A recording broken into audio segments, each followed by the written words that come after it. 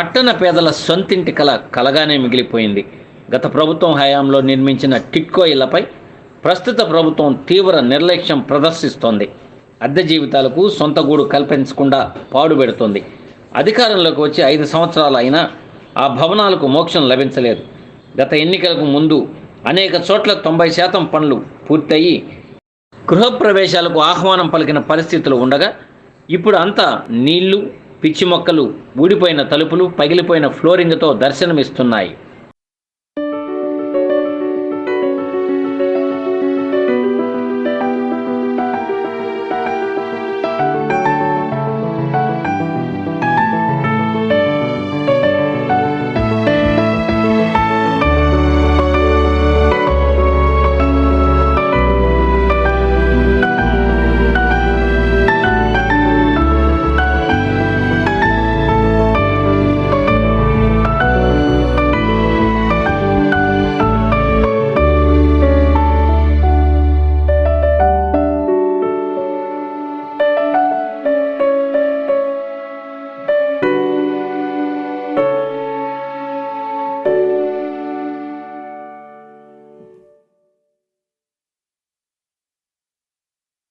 పట్టణాల్లో నిలువ నీడ లేక అల్లాడుతున్న నిరుపేదల కోసం గత టీడీపీ ప్రభుత్వం చేపట్టిన టిట్కో గృహాలు G+3 శిథిలావస్థకు చేరాయి.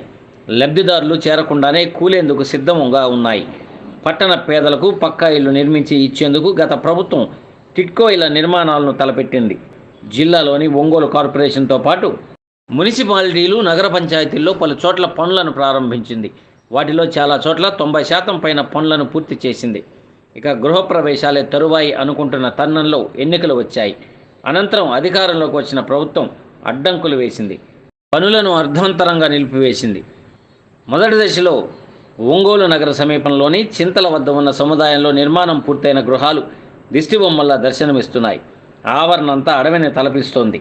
4.5 ఏళ్లుగా అలనా పాలన లేకపోవడంతో కొన్ని చోట్ల గోడలు, ఫ్లోరింగు, మెట్లు పగిలిపోయి కనిపిస్తున్నాయి. విషపురుగులకు నివాసాలుగా మారాయి. ఎండకు, వానకు ఇనుము తడిసి తుప్పు పట్టింది. కొప్పోలులో కనీస రహదారులు కల్పించకపోగా చింతల వద్ద వాన నీరు చేరి ప్రాంగణంలో కాలు కూడా పెట్టలేని పరిస్థితి నెలకొంది. దీంతో గత ఎన్నికల ముందు కేటాయింపులు జరిగి గృహాలు పొందిన లబ్ధిదారులు స్వగృహం కష్టమే అన్న భావనకు వచ్చేశారు. ఒంగోలు నగరంలో 18,000 మందికి సొంతిల్లు నిర్మించి ఇస్తామని గత ప్రభుత్వం ప్రకటించింది. తొలి దశలో చింతల వద్ద 80 కోట్ల రూపాయల వ్యయంతో 1,486 గృహాలను చేపట్టింది. 2019 ఎన్నికల ముందు పనులు దాదాపుగా పూర్తయ్యాయి. అంతర్గత రహదారులు, గృహాల లోపల కొన్ని పనులు మాత్రమే మిగిలి ఉన్నాయి. అనంతరం ఎన్నికల కోడ్ అమల్లోకి రావడంతో పనులు ఆగిపోయాయి. ఇక ఒంగోలు సమీపంలోని కొప్పోలు వద్ద 450 కోట్ల రూపాయలతో 4,656 గృహ నిర్మాణ పనులను చేపట్టారు. వాటిలో 2,736 ప్లాట్లు పూర్తయ్యాయి. కానీ వైసీపీ అధికారంలోకి వచ్చిన తర్వాత వీటిని పక్కన పెట్టింది. ఒంగోలు సమీపంలోని చింతల, కొప్పోలు వద్ద మొదటి, రెండవ దశల్లో పనులు ప్రారంభించి దాదాపు పూర్తయిన 4,128 ఇళ్లకు సంబంధించి గత ఎన్నికలకు ముందే లాటరీ పద్ధతిలో లబ్ధిదారులకు ప్లాట్లు కేటాయింపు ప్రక్రియ పూర్తయింది. లబ్ధిదారుల పేర్లతో బ్యాంకుల్లో రుణాలు తీసుకొని ప్రభుత్వ ఖాతాలో జమ చేశారు. కానీ ఇప్పటి వరకు ఒక్కరు కూడా గృహప్రవేశం చేయలేదు.